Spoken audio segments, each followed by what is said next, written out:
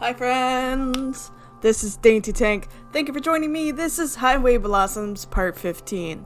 Poke the Totoro, do the stuff, and we'll keep going on this road trip of dumbassery. I am so exhausted. Turn this down a little bit, but I am so exhausted with everything that's happening here. None of it makes sense. In any sort of, realistic setting, these people would all be criminals, right? All of them. And they don't have phones, which is fine. I understand. But, oh my god. It's underage kids playing around with stealing things from each other and junking cars, and the relationships don't make sense. And so when Marina and our friend Amber blew up here, all because Amber is guilting herself and not communicating. Just communicate. Communicate. Okay. We can do this. Let's just load. Alright, here we are, still kind of being drunk in the trailer. Taking a deep breath, I look past Mariah, unwilling to let her see my shame. The single shred of pride I have left snaps, and I let all the weakness come fumbling out. I met Marina a little after my grandpa died. My chest tightens. He was my best friend. My parents didn't want me, but he did. He raised me in that motorhome. He didn't have to, but he took care of me anyway. Mariah sips at her beer, listening in silence. No smarmy remarks or deluded rambling. So, when I was a kid, I decided I was gonna take care of him too. Gratitude, you know? Gratitude for a lot of things. His love, his acceptance, the music. Stifle a laugh. God, the music. The goof could spout random trivia about the weirdest music, bands you've never even heard of. But I loved it. And I loved him. It sounds dumb.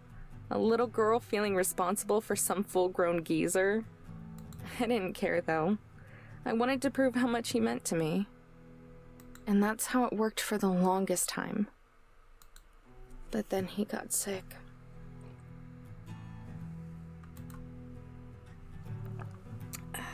Don't mind me drinking coffee?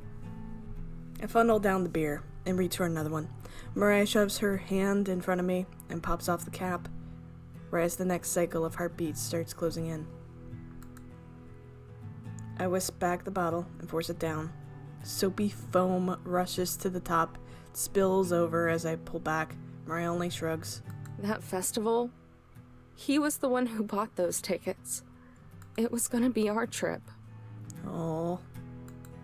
That didn't happen. I failed at my job, but I could at least take the trip for him and try to make up for it. Then I met Marina.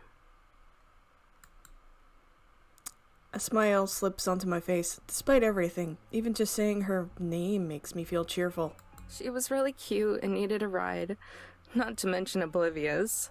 Maybe it was just instinct, but I wasn't gonna let someone so innocent fend for themselves in the desert. I didn't plan on sticking around for long, but when we found the first part of the treasure, I don't know. I told myself I was gonna stick with her because I had to pay off Gramps' hospital bills and funeral. But the truth is, I stuck with her because it felt like it was a second chance. I could do some good. Help and protect someone who really needed it. And the closer I got with Marina, the more I felt like she was my responsibility. But even more than that, when I was with her, My voice cracks, trembling under the weight of my own words. I was happy. It was like Gramps was never even gone. Then I remembered he was, and I completely shut down. Marina tried comforting me, but I just took advantage of her. When I woke up, I realized that's what I'd been doing this entire time. You didn't process your grief, yes? I was never protecting her. I was just using her to cope with Gramps. So I bought her a ticket home. She yelled and cried, but I did it anyway. I didn't just fail Gramps. I made this trip about me, and I hurt Marina. I don't deserve to be happy, and I don't deserve her. You do deserve to be happy, and all you need to do is communicate. Oh my god. Just tell all this to Marina. She'd be like, I'm my own human too, and I kind of made the decision there. Like, I was the one who kind of went for it as well. Plus, she's been so understanding. She completely gets the fact that you are having trouble with grief. She's seen it again and again and again. Soaking in the silence, I blink away, an annoying, watery speck in my eye, and fight back a few sniffles. You done? Yeah. Mariah polishes off the rest of her drink and slams it down, rattling the other empty bottles on the table. Smacking her lips, she stretches her neck. Each bone cracks one after the other, sounding off in a delayed trail. Then she turns to me and speaks. You're a dumbass. Yes! Yes! Yes! Thank you, Mariah, for saying exactly what I thought was just chanting last episode. I pause. Excuse me? You heard me! Mariah launches herself at me. I wince as her breath streaks out. The smell was bad before, but now it's like she rinsed her mouth with whiskey. God, you piss me off! A growl emerges from deep within her throat as she looks me over. Then, as if acting on simple instinctive desire, she delivers a stiff smack to the back of my head. For a split second, everything is a fuzzy white. The infuriating image of a snarling Mariah greets me as my vision fades back, partnered with even more infuriating throbbing. Ow! What the hell? Why are you hitting me? I just spilled my guts to your jerk ass! Shut up, I'm talking now. I'm talking now. Mariah stumbles off the couch, gripping the table for support. Her face is darkened by several shades of red since I've gotten there. Listen here, thief! Dead is dead is dead. Your dear old granddad ain't crying up in heaven because you decided to do some bride in the back of his RV. Her words burn right to the fiery core. I can't believe I ever thought I could count on Mariah. Where'd you even get off saying? I said shut up! Get over your snooze fest of a sob story. You got the girl, and you got my treasure. Yeah. But no! You can't be happy because of some stupid, phony sense of obligation! She's kinda right. And that's another thing! Her voice gets louder as her words get sloppier, slipping and sliding over each other. I can't get a word in. Even if I tried, all I can do is listen stone-faced as the lashings keep on coming. Who the hell do you think you are? What gives you the right to be some self-righteous guardian? You don't look after people because you have to prove yourself. You do it because... She stops, scratches her head. I lean in, my breath frozen by anticipation as she decides to decode her own logic. Because you just do. Okay? Okay, that didn't make sense. that she doesn't. Okay, we're going back. We're going back at. You don't look after people because you have to prove yourself. You do it because You care and love them. Because you just do. Okay? I swear, that annoying complex of yours is gonna smother you and everyone else. Yeah. Mariah grabs another bottle and swigs it straight down on the sharp corner of the table. The cap somersaults through the air. By the time it lands, she's already chugged most of it. But I used her. Did you, just talk about it? You don't, she kind of really probably wanted to do that with you. That's right. Obligations, second chances, complexes. None of that means anything because it's all said and done. I used Marina to make myself happy. You call that using? Give me a break. I use those slackers all the time. That's using. And you know what? Who cares? That did use you to find the treasure, didn't she? Yeah. Hell, if anything, you probably don't use her enough. I'd feel like a real jackass if some dumbass were calling me all the time and all I could do was sit there. Yeah. People use people all the time. That's what makes them family. That's what makes them family. Mariah takes one last swig of her beer, and then with a glint of sadness in her eyes, stares into the empty bottle. So if you're gonna hate yourself, find a reason that doesn't suck. Oh. Her face smirks from red to sickly green. The bottle falls from her hand and onto the floor as she rocks side to side like a sailor that's lost their sea legs. Hey, you don't look so good. Nope. For a quick moment, Mariah's cheeks bloat out, and then just as quickly, she swallows. I'm fine. Just need to drink it off. That's not how that one works. Wobbles back to the couch and collapses next to me. Neither of us speak. Mariah moans, holding her stomach as she feels around for the bottle opener. Look at the pile of empty bottles building up on the table. What happened to not caring? I don't. I just prefer my treasure not being in the filthy hands of an idiot. Did I just get chewed out by Mariah? Yeah. Even worse, did some of it actually make sense, or is it just the booze? Unable to spare the energy to lean forward, she scratches her arm away out for another beer, but I catch it just in time and grab a hold of her hand. You need to quit! You've had way too much! Eat me! Slaps her hand away and snacks 2 more beers, shoving one of them into my stomach. You're an idiot, but whether or not you want to keep being one is up to you. I don't know. I need to think about it. How is... need to think about the fact that... Okay. Mariah rolls her head. We're gonna see that transition one more time because I need to. Oh my god.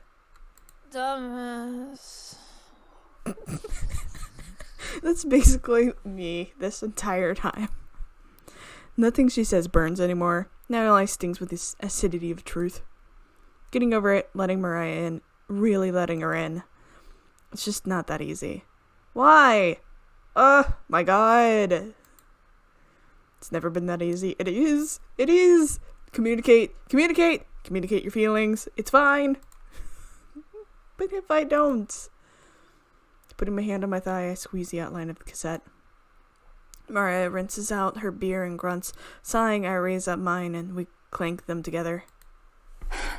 Jerk-ass. Yeah, she is. But you really are a dumbass. You are a dumbass, gay.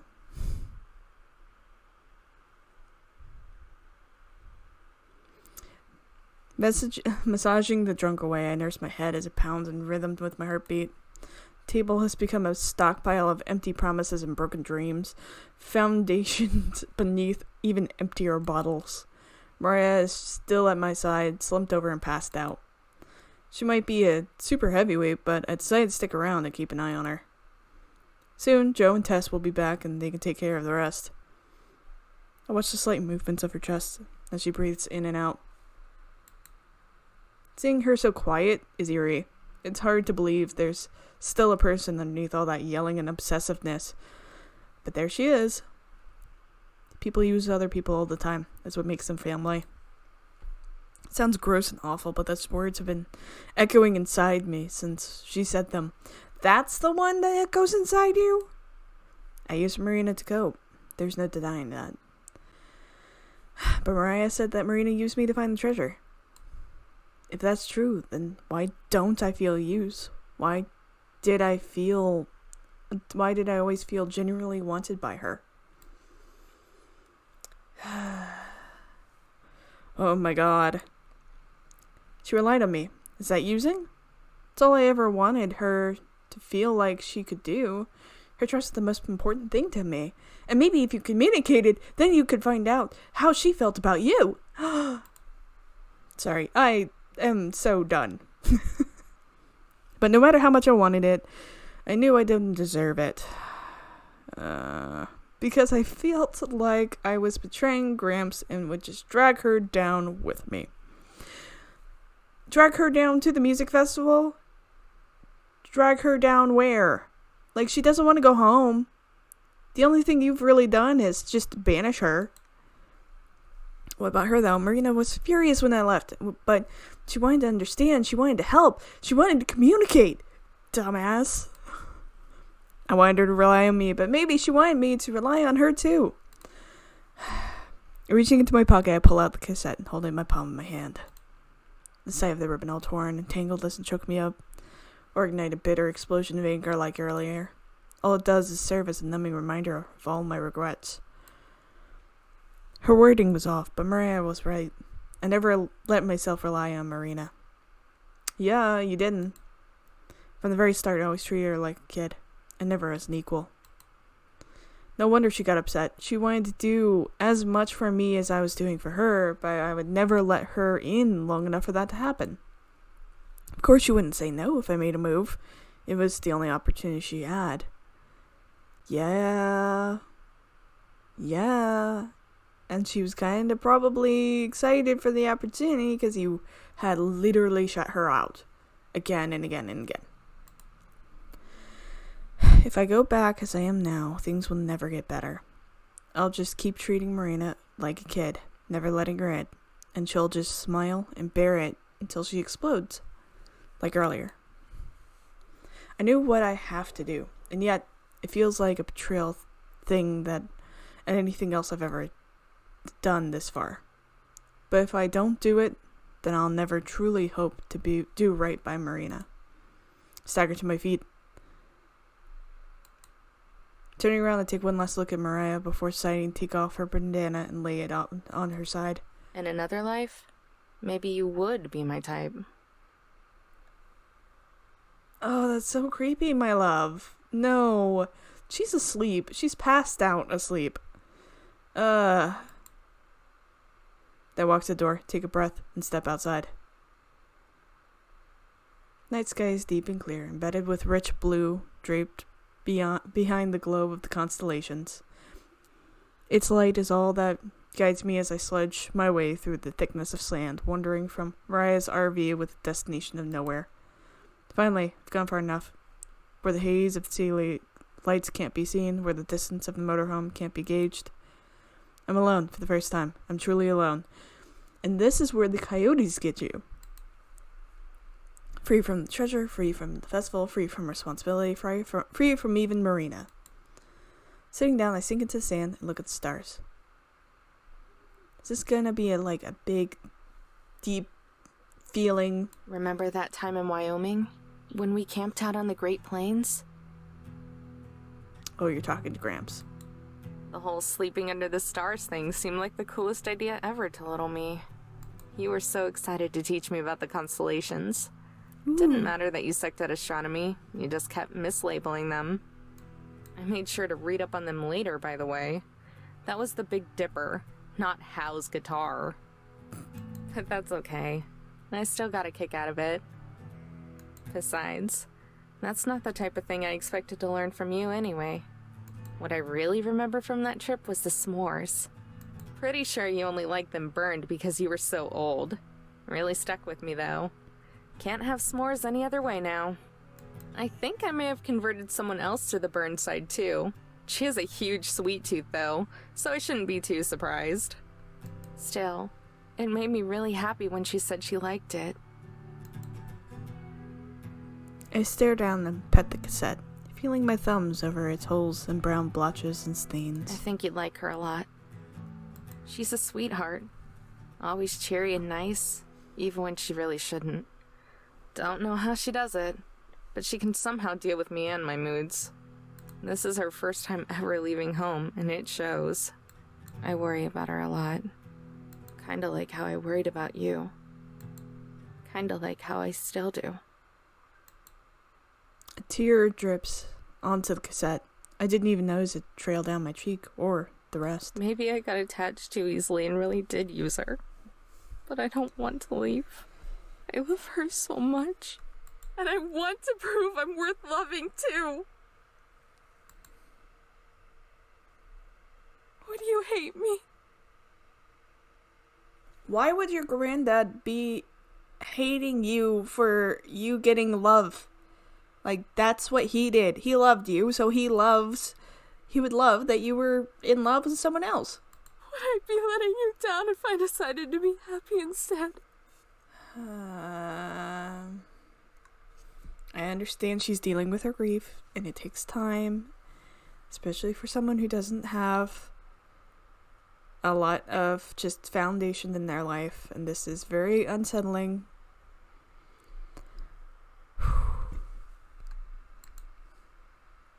I gaze back up at the sky through my blurry vision. The stars don't answer back. They just keep twinkling. Lower my head. The cassette feels like lifeless, dead weight in my palm. You know, stars twinkle because of the fact that there's the ozone layer, and it goes, and the light actually interacts with the gases, so you actually see a dulling and that kind of twinkle. My breath shakes, and next words slip out in a whimper. I'm sorry. There we go! Dig my fingers in the ground, scraping away the sand as sharp grains nudge between my nails. A shallow hole forms, pile of dirt laying next to it. Could barely stomach looking at the cassette as I lay it in its grave. I glance away as I slide the dirt back over the hole. When I look back, a corner of it sticks out, only partially buried. It's reaching out, grasping for me. Cover my eyes, pinch away the tears. It's still there. It will always be there. But now, I don't have to acknowledge it. I'm sorry. I'm sorry.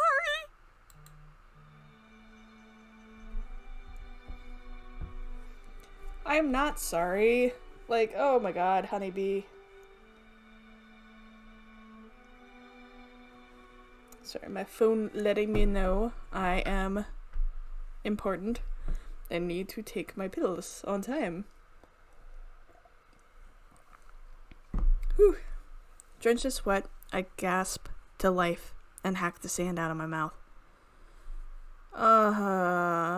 You literally slept in the desert. Memories from the night before start flooding back as I choke back a lump in my throat. The desert, the tape, the stars. Marina! There we go. She's probably still there, thinking you're a dumbass, but my head snaps to the sky. The sun is already a quarter of a way down with its cycle. Soon, if it hasn't already, taxi will pick up Marina and I'll never see her again. All because I couldn't let myself trust Marina. Damn it! Set my fist down, kicking up a pitiful plume of sand. Even if I ran, I'd never be able to make it in time. If only I had a motorhome. Wait. Mariah! There's a chance they still might be camped out nearby. Wiping tears from my eyes, I spring to my feet and sprint in the direction of their motorhome, leaving the half-buried cassette behind me. Please still be there. Please still be there. Sure enough, it's right where it was last night. I run up and pound on the door, knocking harder and louder until someone hears. Looking up with wide eyes, Tess opens the door and stares at me. Tess, is Mariah here? Amber?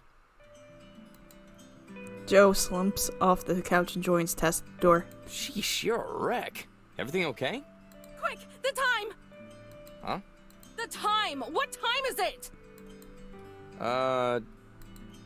He looks at the invisible watch on his wrist and switches between all the walls before Tess digs around in her shorts and hands him a chain pocket watch. What? Why do you have a pocket watch? 10 o'clock, apparently. He turns to Tess. When did you start carrying this around? Why the hell's it so freaking loud? Bottle comes hurtling towards Joe, but he ducks at the last second, letting it shatter across the wall. Oh yeah, she smashed the last one. 15 minutes. There's still time. Whoa, slow down a sec. Time for what? I know this is short notice, but I need a ride. A ride? Now? I said shut the hell up! Another bottle comes flying towards him, but this time Tess hops and snatches it out of the air. He looks across the room and then back at me. Now's probably not the best time. Sis's hangovers are lethal. No! We need to leave now! Do you not remember what I said I'd do with the jumper cables the next time you... Nursing her forehead and lifting up another bottle, Mariah stumps over, only to freeze when she sees me. Mariah, I need a ride. Please. You were right. I made a big mistake, and if I'm not back at our hotel in 15, I'll never see Marina again. Motorhome falls silent, all eyes on Mariah. Is this the turning point? Her face is blank, unreadable compared to all the crazy-looking scowls she usually wears. Finally, she speaks. All right, let her in. I'm really sorry, but you know how she... Wait. For real? Mariah closes her eyes, takes a deep, long breath. Before I change my mind... Joe and Tess shoot each other surprised glances, then shrug. Well, what do you know? Miracles actually do happen. The desert heat has thawed her icy heart. Yeah, just shut up and get ready. Oh my god. I hop in, the other two scurry around and batten down the hatches, strapping all of the cupboards and shelves. Grabbing her bandana, Mariah ties it around her head while I shuffle around and try to spit out a thank you.